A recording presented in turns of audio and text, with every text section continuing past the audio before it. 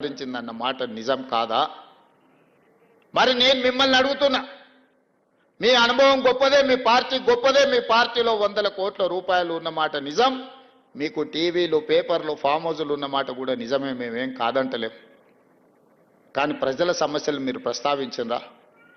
ఈ ప్రభుత్వం ఏ నిర్ణయం తీసుకుంటే ఆ నిర్ణయంలో ఉన్న లోపం లేదా ఈ ప్రభుత్వం తీసుకున్న నిర్ణయంలో మంచి అనేది మీకు ఎక్కడ కనిపించలేదా?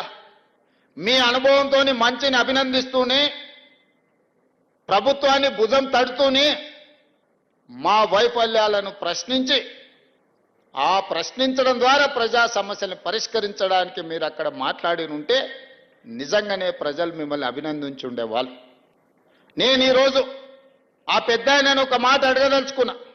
ఎక్కడైనా ఎవరైనా ప్రభుత్వ ఉద్యోగిగా ప్రభుత్వం నుంచి జీత భత్యాలు తీసుకొని దాదాపుగా 16 నెలల నుంచి ఇంట్లో నుంచి కాలు కదపకుండా జీత భత్యాలతో సహా అన్ని వసతులను మీరు అనుభవిస్తున్నారు కదా, ఇది ఏ చట్టంలో ఉందని నేను అడుగుతున్నా. ఏ చట్టంలో ఉంది? ప్రభుత్వం నుంచి జీత భత్యాలు తీసుకున్న వాళ్ళు మేము విధులను నిర్వర్తించము. బసవేశ్వరుడే చెప్పిండు కదా, కష్టపడాలి, కష్టమే ఫలితాలను ఇస్తుంది, మనిషి అనేవాడు ప్రజల కోసం శ్రమించాలి అని. మరి మీరెందుకు ప్రతిపక్ష నాయకుడిగా హోదా తీసుకున్నారు? ఇప్పటి వరకు 65 లక్షల రూపాయల జీతం తీసుకున్నారు, బంగ్లా తీసుకున్నారు, కారు తీసుకున్నారు, వసతులు తీసుకున్నారు.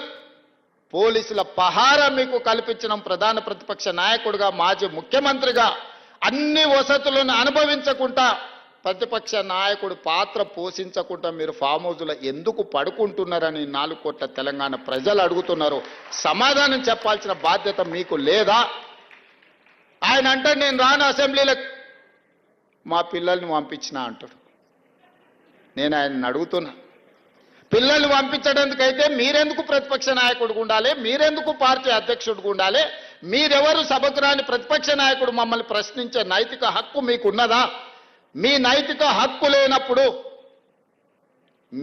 మీకు మమ్మల్ని ప్రశ్నించే అధికారం ఎవరిచ్చిండ్రు అని నేను అడుగుతున్నా. ఈరోజు నేను వారిని సూటిగా అడుగుతున్నా, అధికారం ఉంటేనే, ఆదాయం వస్తేనే మీరు పనిచేస్తారా? అడ్డగోలుగా కొల్లగొడితేనే మీ అధికారం ఉన్నట్లనా? మీకు ప్రజలు కష్టాలలో ఒకవేళ ఉంటే ప్రజల దగ్గరికి ఎందుకు వెళ్తలేరు? మా దగ్గరికి రాలే, అసెంబ్లీకి రాలేదు, మమ్మల్ని ప్రశ్నించడానికి, మా కళ్ళల్లో చూడడానికి నీకు ఏదైనా భయం ఉంటే మరి నిన్ను ప్రతిపక్ష హోదా ఇచ్చిన ప్రజల దగ్గరికి మీరు ఎందుకు వెళ్తలేరని నేను వారిని అడుగుతున్నా. ఫామ్ హౌజ్లో పడుకొని మీరు ఏం సందేశాన్ని ఇవ్వదలుచుకున్నారు రాబోయే తరాలకని నేను అడుగుతున్నా.